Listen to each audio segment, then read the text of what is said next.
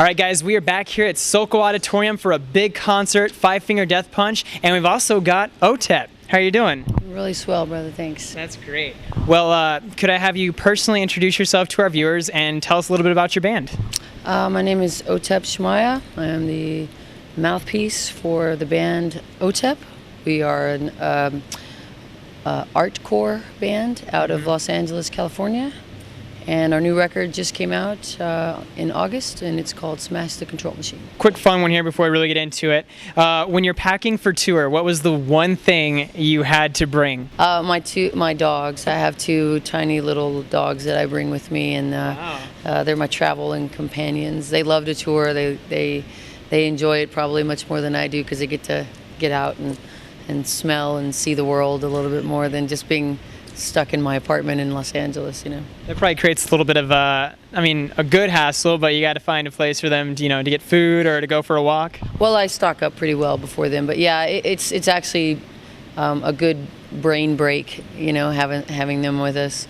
They're two cute little cuddly dogs, and they think they're giant, monstrosities, but they're not. They're 4 pounds, But it's always good when things get heavy. You can always just, watch them play, and things get, everything changes. Obviously, this life isn't necessarily easy. There's a lot of sacrifices you have to make. So what motivates you to do this? I do have this sort of never-ending hunger for art.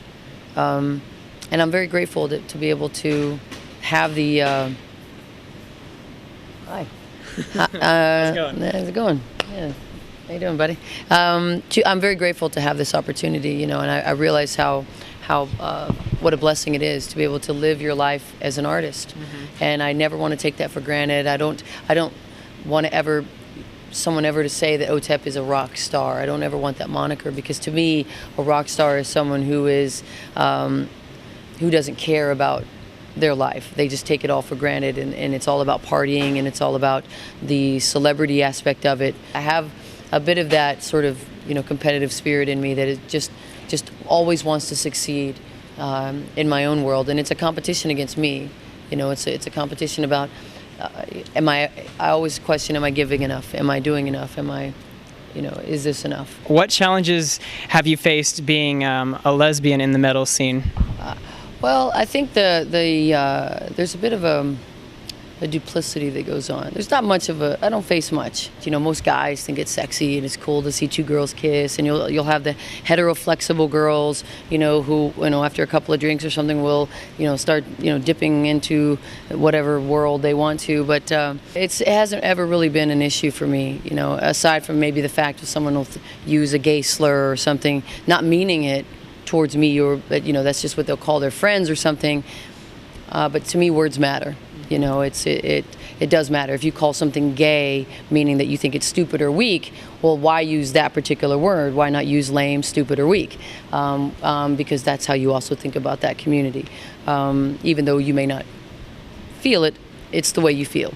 And it goes so forth and so on. And it's also, my feminist side will come out as well. When someone will call someone, they'll call a weaker man an effeminate slur. When say they'll call them a vagina. Well, last time I checked, vaginas are pretty strong, they're pretty sturdy, they're pretty flexible. They shove out babies that are about the size of a football and weigh between 5 and 8 pounds, where you boys, your urethra is stuck and it doesn't ever dilate. And if the wind blows hard, you guys double over. So why not call someone a testicle instead of a vagina, Why do you think people in general struggle to accept gays and lesbians? I think that there are still very many people that are in the closet, that stay in the closet because they're afraid of that in the entertainment industry, that it'll affect their careers negatively.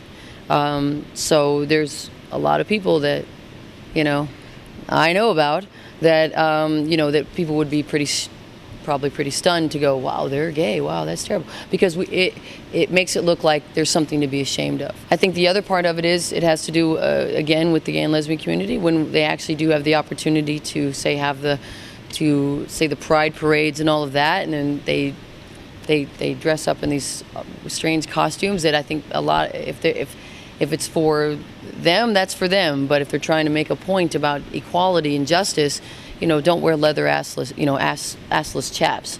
I mean, that's just silly. Would you say that you're an icon for women in metal? Okay, I think a lot of times men believe that women are stupid.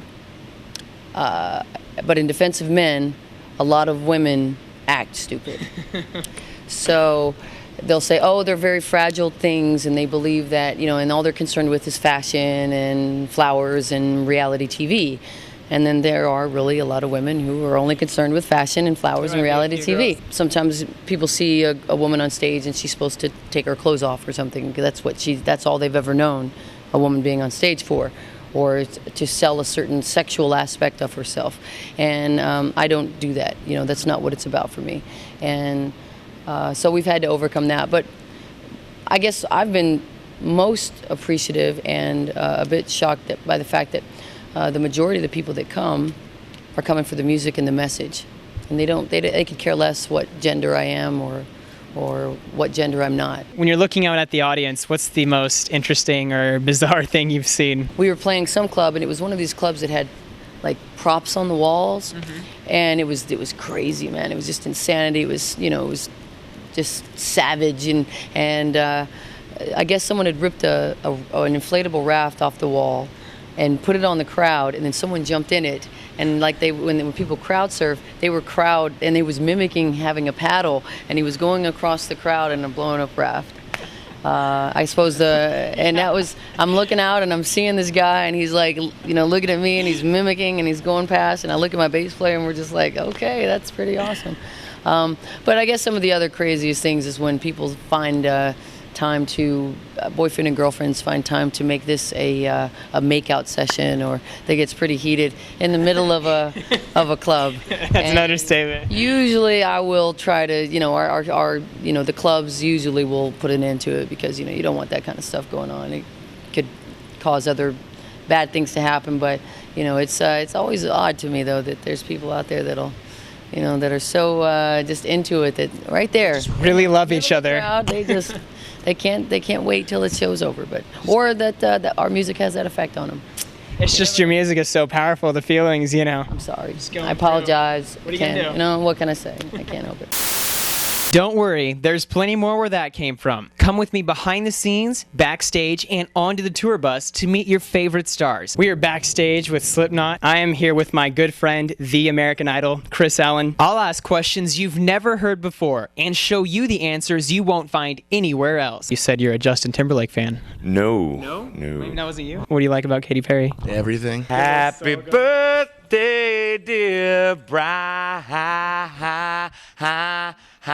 Huge meaning or self-defining sort of thing. I think we just lost one of our interviews. Rate, comment, and subscribe for new videos every week. Reporting for YouTube, I'm Brian O'Dell. I'm the reason you go on tour. You're the reason I'm here, baby.